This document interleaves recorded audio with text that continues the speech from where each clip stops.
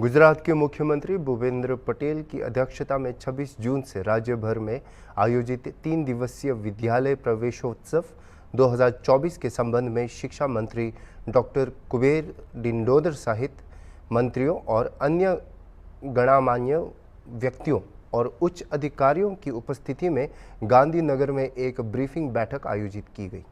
इस अवसर पर मुख्यमंत्री ने प्रधानमंत्री नरेंद्र मोदी के नेतृत्व में विकसित गुजरात विकसित भारत के निर्माण में गुणवत्तापूर्ण शिक्षा के योगदान की सराहना की। उन्होंने राज्य में शिक्षा क्षेत्र की प्रगति पर प्रेरक मार्गदर्शन देते हुए नमो लक्ष्मी और नमो सरस्वती योजनाओं का उल्लेख किया और शिक्षा के माध्यम से लड़कियों को सशक्त बनाने के लिए संयुक्त प्रयासों का आह्वान किया और शिक्षा के समान स्तर के लिए राज्य सरकार की प्रतिबद्धता व्यक्त की। ग्रामीण से शहरी क्षेत्रों तक शिक्षा के माध्यम को सशक्त बनाने के लिए जरूरी मार्गदर्शन किया।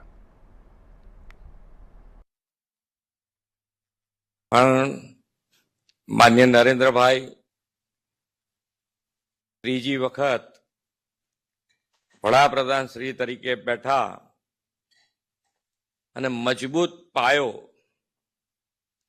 વિકાસનો અને વિકસિત ભારતનો આપણે નાખવા જઈ રહ્યા છે।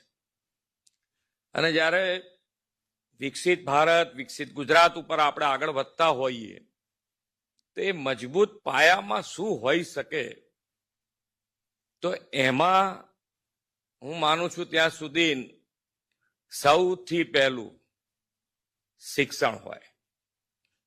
एक पायो मजबूत में मजबूत जो शिक्षण होय तो मने लागे छे त्यां सुधी आ विकसित भारत में विकसित गुजरात तरीके आपणे बहु मोटुं योगदान आपी सकीशुं। घणा बधा प्रयत्नों आपणे करता रह्या छीए, करी रह्या पण छीए। दर वर्षे आपणे माननीय नरेंद्रभाईना मार्गदर्शनमां शाळा प्रवेशोत्सव करीए पण छीए अने बहनों दीकरीओ વધુ ભણે एना पर आपणे खूब भार आपी रह्या छे। घणा बधी समस्याओ दीकरीओ माटे आपणी पासे आई पण छे अने आपणे एना सोल्यूशन पण करता गया छे। नानी नानी मुश्केलीओ जे छे એને પણ આપણે દૂર કરતા રહ્યા છે, કારણ કે આપણે ત્યાં આગાડી દીકરીઓ માટે જે આપણે સામાજિક કહીએ તો સામાજિક, કૌટુંબિક કહીએ તો કૌટુંબિક અમુક વિચારો પડેલા છે કે જેને દૂર કરવા માટે આપણે બધાએ સહિયારો પ્રયાસ કરવો પડે અને એ સહિયારો પ્રયાસ આપણે કરી રહ્યા છીએ। એટલે જ આજે જેને કહેવાય કે ભાઈ 8મા પછી નું નામાંકન પણ આપણે હવે સુનિશ્ચિત કરતા આગળ વધવા માંગીએ છીએ। એટલે એ સુનિશ્ચિત કરીશું તો જ આપણે આગળ વધી શકીશું, કારણ કે 1 થી 8 તો આપણે બધાએ જાણીએ છીએ કે ભાઈ કેવી રીતે ભણતા હોઈએ છીએ, કેવી રીતે આગળ વધતા હોઈએ છીએ, પણ 8મા પછી પણ એ નામાંકન થાય એના માટે આપણે આ વખતે ધ્યાન રાખ્યું છે અને જે ડ્રોપ આઉટ જે છે એમાં આપણે ખૂબ મોટો ઘટાડો લાવી શક્યા છે।